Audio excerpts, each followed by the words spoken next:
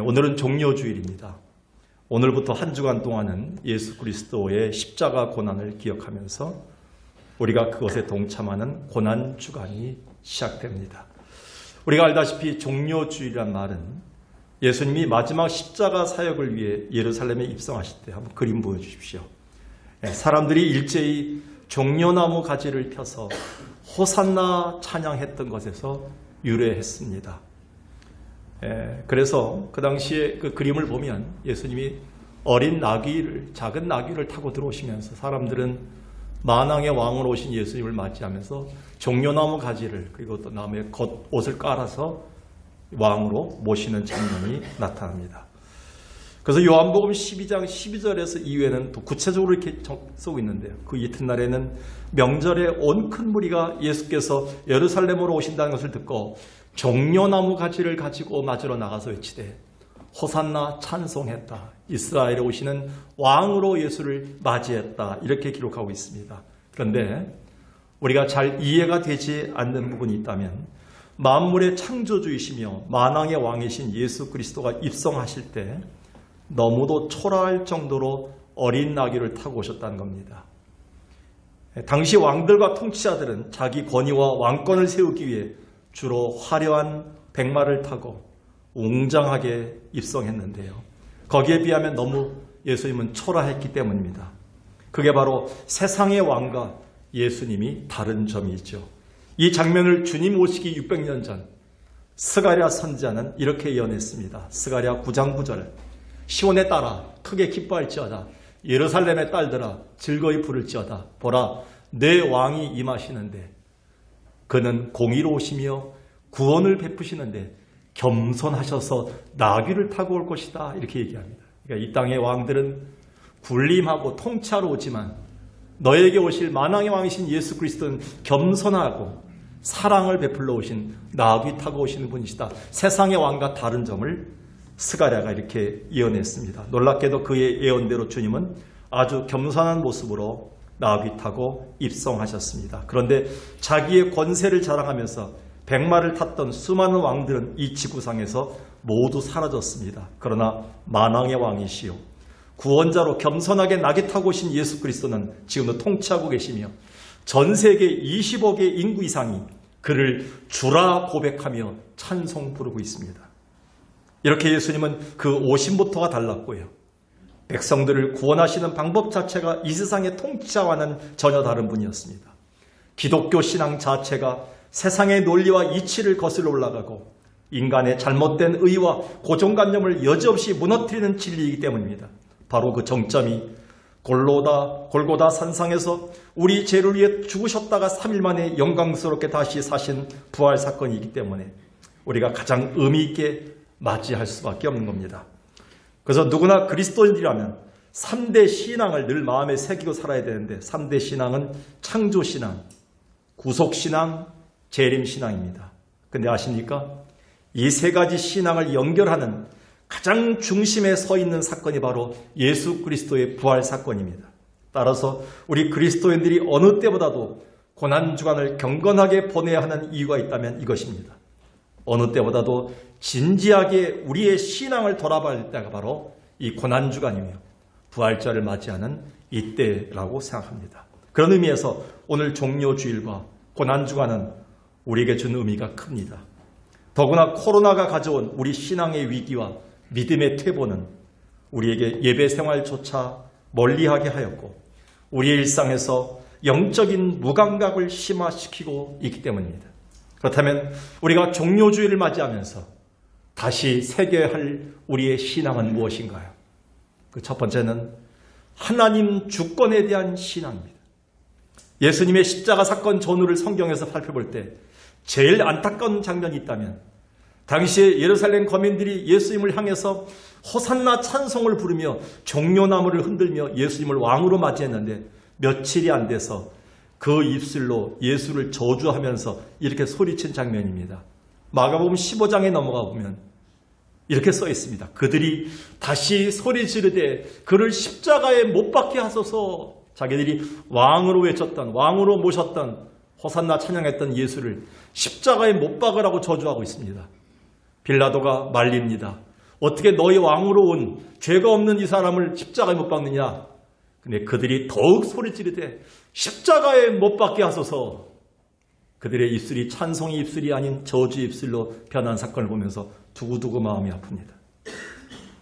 누구보다도 신앙의 오랜 연륜을 가진 민족입니다. 숙달된 예배를 가진 민족입니다. 해박한 성경 지식을 가진 유대인들입니다. 그러나 저들의 잘못된 신앙은 결국 예수 그리스도를 십자가에 못 박고 말았습니다. 여러분, 불교도인들이, 이슬람교도인들이, 이교도인들이 하나님의 교회를 폄하시키나요? 하나님의 교회의 명예를 실추시켰나요? 아닙니다. 기독교인들이 잘못된 신앙을 가진 자들로 인해서 어설프게 믿는 기독교인들에 의해서 오늘날의 하나님의 진리는 무참히 짓밟혀지고 있습니다. 2000년 전 똑같은 사건이 벌어지고 있었죠. 하나님에 대한 잘못된 신앙을 가진 자들로 인해서 예수 그리스도는 무참하게 십자가에 못 박혀 죽게 된 것입니다. 존 파이퍼가 쓴 돈, 섹스 그리고 권력이라는 책이 있습니다. 이 책은 일전에 나왔던 리차드 포스터의 돈, 섹스, 권력이라는 책의 업그레이드판이라 할 수 있는데요. 이 책에서 저자는 인간에게 가장 위험한 자리가 있는데 돈과 섹스와 권력에 대한 자리다. 사람이 크고 작건 간에, 많이 갖고 작게 갖건 간에 모든 그리스도인들의 마음속엔 아직도 이 세 가지가 왕노릇하고 있다. 이 왕노릇한 세상의 왕을 몰아내고 하나님 주권 신앙을 회복해야 된다. 이 존 파이퍼는 이렇게 외쳤습니다. 그런 점에서 오늘 본문에 기록된 두 제자의 모습은 우리에게 참 신앙이 무엇인지를 가르쳐줍니다. 예수님은 예루살렘 입성 전에 베다니에서 두 제자에게 이렇게 명령했습니다. 2절입니다. 너희는 맞은편 마을로 가면 거기 한 번도 타보지 않은 순결한 나귀 새끼가 있을 것이다. 그 나귀를 끌고 와라. 내가 타고 들어가겠다. 너무나 황당한 요구죠. 정확하게 어느 곳, 어느 누구의 집이라고 말씀하지도 않고 나귀 새끼의 주인이 누구라고도 가르쳐주지도 않고 그저 맞은편 마을에 매어있는 나귀에게 가면 그 나귀를 끌고 오면 된다라고 명령하십니다. 여기서 우리가 깊이 주목하고 묵상해야 될 점들은 이 말씀에 두 제자가 묻지도 따지지도 않았다는 것과 그저 묵묵히 맞은편 마을로 가보니까 정말 거기엔 아무도 타보지 않은 나귀가 매어 있었고 그 나귀를 순수히 풀고 올 수 있었던 겁니다. 그게 바로 4절과 6절입니다. 제자들이 가서 본즉 그분의 명령대로 따른 거죠. 그리고 맨 마지막 6절에 보니까 제자들이 예수께서 이르신 대로 말한데 그대로 허락한지라 그대로 끌고 오게 됐어요. 게다가 나귀의 주인을 비롯한 마을 사람들이 제자들이 전한 예수님의 말을 듣고는 그저 순수하게 나귀를 내어줬다는 것에 우리는 더 묵상해야 됩니다. 이것에 하나님 주권에 대한 신앙을 우리는 분명히 볼 수가 있어요. 성경이 가르치는 신앙입니다. 주님이 쓰시겠다는 말 한마디에 그냥 모두가 순종했다는 것입니다. 이러한 신앙은 예수님의 부활 사건 이후에 그대로 이어지며 기독교 신앙의 핵심이 됩니다. 예수님의 부활 후에 다시 이 제자들을 만났습니다. 요한복음 21장에 봅시다. 예수께서 얘들아 너에게 고기가 있느냐? 대답하되 없나이다. 이르시되 그 물을 배 오른편에 던지라. 그리하면 잡으리라 하시니 이에 던졌더니 물고기가 많아 그물을 들 수 없더라. 이 두 사건엔 공이 베드로가 관여되어 있습니다. 우리가 알거니와 분명히 이런 일련의 사건을 접하면서 베드로뿐만 아니라 제자들은 무엇보다 하나님 주권에 대한 신앙이 강화되었을 겁니다. 누가 인생의 주인인가? 누가 물고기의 흐름을 알고 있는가? 누가 자연의 이치를 주관하고 계시는가? 누가 지금 이 세상을 통치하고 계시는가? 그거를 마음속에 새기고 있었습니다. 그게 뭐냐? 이분이다. 그저 우리 머리로는 이해가 되지 않고 이치에 맞지 않다 하더라도 일단 주님의 말씀에 대한 주권을 믿고 따르면 그대로 이루어진다는 신앙이 그들 마음속에 새겨졌을 겁니다. 그래서 어느 누구보다도 신앙의 굴곡이 많았던 사도 베드로는 인생의 말년에 이런 과정을 거치면서 자기 신앙을 새겼던 것을 이렇게 정리했습니다. 베드로전서 5장 6절 7절 베드로가 죽기 전에 썼던 마지막 유언장 같은 성경입니다. 그러므로 하나님의 능하신 손 아래서 겸손하라. 너희 염려가 있으면 다 주님께 맡겨드려라. 그러면 주인이신 주님이 다 아름답게 해결해 주실 것이다. 이렇게 말씀하고 계세요.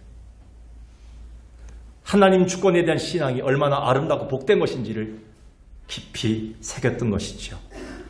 작년에 한창 코로나 팬데믹이 극에 달했을 때 미국 리디머 교회 담임 목사인 팀 켈러 목사는 점점 세속화되어가는 미국 교회를 향해서 이렇게 도전했습니다.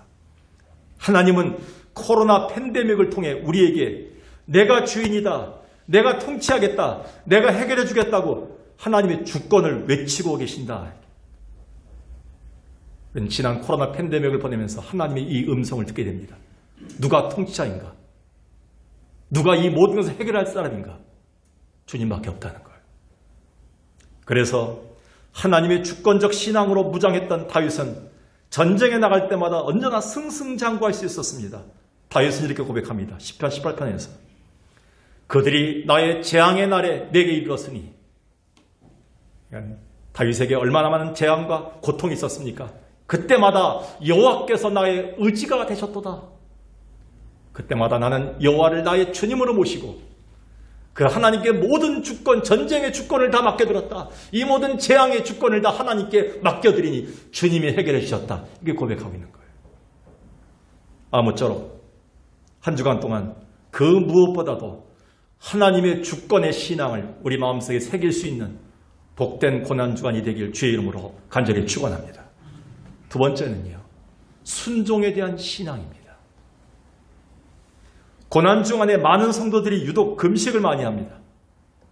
또 그것을 자랑하는 분들도 있고, 어느 교회는 금식을 다 마치면 시상식까지 하는데 좀 조심해야 됩니다. 그건 공로가 아니기 때문에.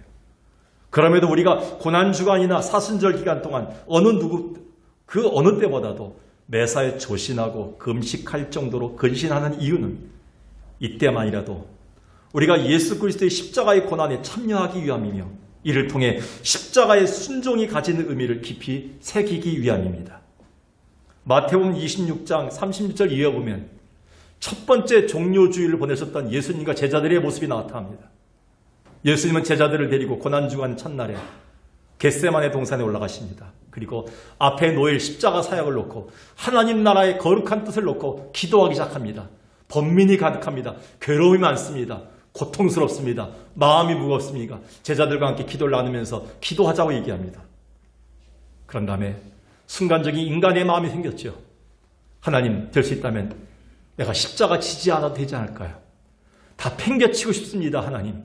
이런 기도를 했겠죠. 그러나 39절에 예수님은 이내 그 고난주간의 기도를 통해서 이렇게 결정하십니다. 내 아버지여, 만일 할만하시오던 이 잔을 내게서 지나게 없어서, 그러나 나의 뜻대로 하지 마옵시고 아버지의 원대로 해 주옵소서. 그는 결국은 이 고난주간의 첫 번째 기도에서 하나님 뜻대로 하는 순종을 새기게 됩니다. 그렇다면 우리는 예수를 바라보면서 고난주간에 가장 먼저 새겨야 될 신앙이 뭘까요? 하나님의 주권의 신앙과 동시에 우리는 그동안 배역했던 것, 하나님 말씀에 배역했던 것, 하나님 말씀에 불송했던 것, 하나님 말씀 듣고 돌아서면 또 불순종하며 죄악을 저질렀던 모든 것들을 내려놓고 이제 하나님 말씀 앞에 순종하며 서겠습니다 라는 순종의 신앙을 새기길 원하신다는 겁니다. 오늘 본문에 보면 주님은 제자들에게 이 순종의 신앙을 깊이 가르치십니다. 마가복음 11장 3절 6절까지 보십시오. 만일 누가 너에게 왜 이렇게 하느냐 묻거든 주가 쓰시겠다 하라. 그냥 주님의 대답은 큐리오스, 인생의 주인이신 그 주님이 쓰시겠다 하라. 그 말 한마디면 통할 것이다. 이렇게 얘기합니다. 여러분, 과연 살면서 이 말 한마디로 세상을 통하는 거 봤습니까? 우린 대부분 토를 달아요. 변명해요. 논리를 다 거기다 덧붙여요. 우리는 너무나 많이 하나님 말씀에, 하나님의 생명의 말씀에 덧붙여진 것들이 너무나 많아요. 그러면 세속화되고 있어요. 하나님은 제자들을 통해서 순수하게 하나님 말씀에 순종할 때만이 이 세상에 승리할 수 있음을 새겨주시길 원하고, 아니나 다를까 그들이 가서 어린 나귀 새끼를 발견하게 되고 그 새끼를 끌고 오는데 주인이 뭐라고 합니다. 누가복음 19장에 보면 나귀 새끼를 풀 때 임자들이 나타나 어찌하여 가져갔느냐 이렇게 얘기합니다. 임자들은 주인들입니다. 주인이 하나가 아니에요. 여러 주인들이 키우고 있던 공동사역이었던 것 같아요. 근데 어린 나귀 새끼니까요, 한 번도 타보지 않았으니까 비쌀 거예요. 그동안 준비시켰기 때문에요. 주인이 탈 수 있도록, 그리고 짐을 실을 수 있도록 준비시킨 새끼인데, 그런데 한 번도 타보지 않은 순결한 새끼였어요. 그동안 먹이고 기르고 한창 부려먹을 만할 때 제자들이 끌고 가는 거예요. 근데 주님이 쓰시겠다는 말 한마디에 그대로 내주는 거예요. 어떤 성경학자들은 이 부분을 가지고 당시 예루살렘 거민들은 메시아에 대한 상당한 지식이 있었기 때문에, 따라서 이 나귀 주인 또한 그렇기 때문에 주님이 쓰시겠다는 말을 들을 때 이분을 메시아로 받아들였기 때문에 순적하게 내어줄지 모른다 이렇게 얘기합니다. 그러나 우리가 여기서 더 깊이 새겨야 될 진리가 있다면 여하튼 제자들이나 나귀 주인이거나 그들의 순종을 통해서 하나님의 일은 이루신다는 거예요. 그들이 순종하지 않았다면 이 일은 이루지 못했습니다. 순종을 통하여 주님의 십자가의 구속과 주님의 구원 사역이 진행되어 갔음을 성경은 가르칩니다. 기독교 복음을 전파하는 기독교 방송국을 우리는 접합니다. 기독교 방송국은 매일 새벽부터 늦은 밤까지 북한뿐 아니라 중국, 러시아, 연해주까지 복음을 송출합니다. 그렇다면 그 많은 재원, 그 많은 돈들이 어디서 나서 복음 전파에 사용될까요? 우리의 상상을 초월합니다. 얼마 전에는요, 방송국에 소중한 달러 헌금이 도착했는데 북한의 어느 성도가 극동방송을 몰래 듣다가 은혜를 받고 그 은혜에 벅찬 나머지 중국의 친척을 통해서 달러 헌금을 보낸 거예요. 많지 않은 돈이지만 그 돈이 많은 사람들을 감동시키고요. 지금도 복음 전파를 하고 있는 거예요. 그리고요, 며칠 전에는 모 권사님이 방송국에 찾아오셨는데 삼척과 울진에 너무 비참한 화재 사건을 접하면서 하나님이 권사님 마음에 기도할 때마다 내 것을 다 드리라는 음성을 새겨주었다는 거예요. 그는 모든 걸 정리해서요, 다 순종하는 마음으로 산불 구제 헌금을 들고 왔어요. 거액의 금을. 분명한 것은요, 지금도 하나님의 음성에 순종하여 기부하는 자들로 인해서 극동방송이 유지되고 있다는 겁니다. 우리 석강교회가 지금까지 50년의 역사 속에 아름답게 은혜롭게 이 일을 펼칠 수 있던 것은 하나님 말씀에 순종한 자들을 통해서 하나님이 거룩하게 어린 나귀처럼 쓰셨다는 거예요. 그래서 마태복음 10장 8절에 보면 병든 자가 있다. 죽은 자도 있다. 고통당한 자들이 있다. 불치병 환자들이 많다. 근데 너희가 거저받았으니 거저주면 그들을 살릴 수 있다 이렇게 얘기합니다. 이런 자들을 통해서 하나님의 나라가 지금도 확장되고 있다는 사실을 기억하시기 바라겠어요. 무엇보다도 오늘 종료주일과 고난주간은 우리에게 순종의 신앙이 얼마나 고귀하고 주님의 이 일에 얼마나 소중한 것인지를 깊이 새겨줍니다. 우리는 그동안 너무도 하나님 앞에 불순종하고 하나님 말씀을 폐역했습니다. 하나님 말씀보단 사람의 말을 따는 데 너무 분주했습니다. 그러다 보니 코로나라는 지독한 역병을 만났으며 이제야 이것이 그리스도인 우리 불순종과 배역의 결과임을 깨닫게 되었습니다. 이제야 깨닫는 것은 역대하 7장 14절 이후에 있는 말씀들이었습니다. 내 이름으로 일컫는 내 백성이 악한 길에서 지금이라도 떠나서 자기를 낮추고 겸손하게 기도하는 자가 된다면, 그 다음 절 뭡니까? 내가 만일 하나님의 말씀을 배역하지 않고 지금이라도 하나님의 계명을 말씀에 새기고 그걸 지키면 내가 너에게 약속한 모든 것을 너에게 이룰 때가 될 것이다. 하나님은 질병의 치유와 우리의 모든 삶의 회복을 약속하시는데 우리가 고난주간 동안에 흥청만 하지 말고요, 너무 분주하지 마시고요, 주님의 십자가의 고난 앞에서 내가 얼마나 배역한 자였는가, 하나님 말씀에 어긋난 자였는가, 불순종을 회개하고 돌아와 다시 순종의 신앙을 새길 수 있다면 주께서 여러분을 어린 나귀처럼 쓰실 줄로 믿습니다. 마지막 세 번째는요, 우리는 종료주간을 맞이해서, 특히 종료주일과 고난주간을 맞이해서 마지막 새게 될 신앙이 뭡니까? 세상에 물들지 않는 구별된 신앙을 새게 됩니다.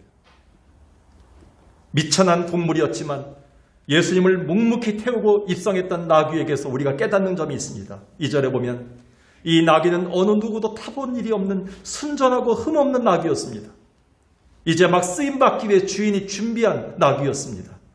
2절에 보니까 너희는 맞은편 마을에 가면 아직 아무도 타보지 않은 나귀 새끼가 매어 있는 것을 보리니 끌고 오라. 주님이 타셨던 나귀는요, 흠없는, 세상에 물들지 않은, 세상과 타협하지 않은 정결한 준비된 그릇의 나귀였습니다. 이 나귀는 마치 만왕의 왕이신 예수님에게 맞도록 맞춤형 나귀였습니다. 우리도 하나님 쓰시기에 맞춤형이 되어야 되지 않을까요? 고난기간 동안 우리는 우리 자신을 다듬어야 되고요. 모난 부분을 다시 쳐야 되고요. 깨트려야 되고요. 부서뜨려야 되고 다시 주님이 만져주시기를, 다시 빚어주시길 바라야 돼요. 주님 쓰시기에 합당한 그릇으로 만드는 기간, 세속에 물들지 않은, 세상과 타협하지 않은 거룩한 신앙을 달라고 우리는 기도해야 됩니다. 7절에 있는 것처럼 나귀 새끼를 예수님이 끌고 오니까 예수님이 덜컹 쓰셨어요. 예수님이 여러분을 보자마자, 예배당에 나오자마자, 여러분 자녀들이 취직하자마자, 여러분의 자녀들과 모든 손자들이 어떤 일에 나서지마다 하나님이 보시고 덜렁 쓰실 수 있도록 준비시켜야 됩니다. 너무 물들었구나. 왜 이렇게 오염되었지? 그런 나귀는 쓰지 않는다는 원리를 성경은 우리에게 분명히 보여주고 계십니다. 그래서 사도 야고보는 그리스도인의 참 경건과 구별된 신앙을 이렇게 정리했습니다. 야고보 1장 27절입니다. 잘 보세요. 하나님 아버지 앞에서 정결하고 더러움이 없는 경건은 고아와 과부를 환난 중에 돌아보고 자기를 지켜 세속에 물들지 아니하는 것이라. 하나님이 우리에게 정리할 때 참 경건한 자, 믿음이 좋은 자를 기도 유창하고 노래 잘하고 그리고 뭐든지 다 유능하고 잘생기고 봉사도 많이 하고 뭐 이런 자라고 했다면 얼마나 공로주의가 반치겠습니까? 주님이 하신 얘기는 세속에 물들지 않고 자기를 지키고 준비된 자를 쓰신다. 그리고 어려울 때 힘들 때 다른 사람을 돌아보는 자를 주님이 쓰신다. 이렇게 얘기하고 있습니다. 우리는 이 고난 주간에 우리 자신을 돌아봐야 됩니다. 그런 면에서 바울은 디모데후서 2장 20절 21절에서 디모데에게 이렇게 얘기합니다. 하나님의 집에는 금그릇도 있고 은그릇도 있다. 나무 그릇도 있고 질그릇도 있다. 은수저 금수저 다 들어온다. 그런데 하나님이 쓰시는 것은 딱 한 가지 조건이다. 귀하게 쓰는 것과 천하게 쓰는 것의 조건은 하나밖에 없다. 그는 자신을 깨끗하게 준비된 자만 쓰신다. 여러분, 우리는 그동안 너무 불순물이 많아요. 이걸 하나님께서 회개하라고 하십니다. 작년 11월 13일 이승구 교수님이 회장으로 있는 한국복음주의 신학회에서요, 포스트 코로나 시대의 한국교회 예배 훈련 경건이라는 주제로 세미나를 열었습니다. 이날 한기채 목사님이 한국교회에 회개해야 할 7가지 죄를 발표했습니다. 이 시간에 코로나로 인해 많이 세속화된 한국교회와 성도들이 거룩함의 회복을 위해서 7가지 죄를 회개해야 됩니다. 선포할 때 많은 목회자들과 성도들이 그 메시지 앞에서 울면서 회개했습니다. 그때 7가지 죄를 이렇게 얘기했습니다. 영적인 남용, 그리고 공의 사유와 하나님의 교회를 사적으로 이용한다. 두 번째는 신앙생활을 너무 자사하게, 그 거룩하고 크신 하나님 앞에서 너무 내 것만 해결해달라고만 한다. 그리고 너무 교회 안에 친목 모임이 많다. 기도하고 전도하는 것보다 침묵하는 침묵화다 신도를 많다. 그리고 공로제, 이만큼 일했으니 이만큼 받아야 되지 않느냐, 공로자들이 많다. 그리고 송사신들은 이 사람 저 사람 욕하면서 다니면서 떠들고 계속 비판한다. 송사신들이 많다. 그리고 무례한 기독교가 되어버렸다. 이것 때문에 한국교회는 한국에서 헤어나지 못할 정도의 지금 고통을 당하고 있다. 많은 사람들이 회개했습니다. 그렇습니다. 코로나 이전에도 이미 알고 있었지만 지금 우리 기독교와 현대 기독교인들은 너무 세상에 물든 채로 살아가고 있습니다. 따라서 지금 우리에게 구별된 신앙의 회복이 아주 시급합니다. 그래서 주님의 종료주일의 첫 일정이 뭐였습니까? 성전을 정결케 하는 사건이었어요. 마가복음 11장 15절에 보면 예수님께서 예루살렘에 입성하시자마자 성전에 들어가셨어요. 예배하러 들어간 것이 아니었어요. 주님은 성전 안에서 매매하는 자들과 하나님의 성전을 더럽히는 자들을 향해서 저들을 책망하시며 둘러엎으시면서 저들의 상을 뒤집어 엎으셨어요. 그리고 선포하셨어요. 이 집은 하나님과 만나서 하나님의 그 은혜와 용서를 받는 만민이 기도하는 집이다. 너희가 강도의 소굴로 만들었도다. 너무 세상이 많이 들어와 있다는 거예요. 하나님의 교회 안에. 아마 예수님이 지금 오신다면 같은 일이 벌어질지 모릅니다. 일본의 노벨상 작가인 미우라 아야코 여사는 한창 나이에 척추 카리에스라는 무서운 불치병이 생겨서 18년 동안 병상에서 누워서 보냈습니다. 그러나 그 미우라 아야코는 거기서 무너지지 않았습니다. 병상에서 하나님 나를 고쳐주세요라는 기도를 하지 않고요. 하나님 여기서도 나를 거룩하게 사용해 주세요라는 기도만 했습니다. 결국 하나님은 미우라 아야코를 통해 비록 병상에서나마 수많은 편지와 글을 쓰게끔 지혜와 힘을 주셨고 그로 인해 수많은 환자들에게 소망을 심어주었고 많은 영혼이 주님께 돌아오는 큰 일을 향하셨습니다. 거룩하게 성별된 그녀를 하나님이 사용하신 것이죠. 오늘 우리도 고난주간을 통해서 세속에 물들지 않은 구별된 신앙을 회복함으로 어린 나귀가 그랬던 것처럼 주님께 귀히 쓰임받는 여러분 되길 주의 이름으로 축원합니다. 기도하겠습니다. 이 시간에.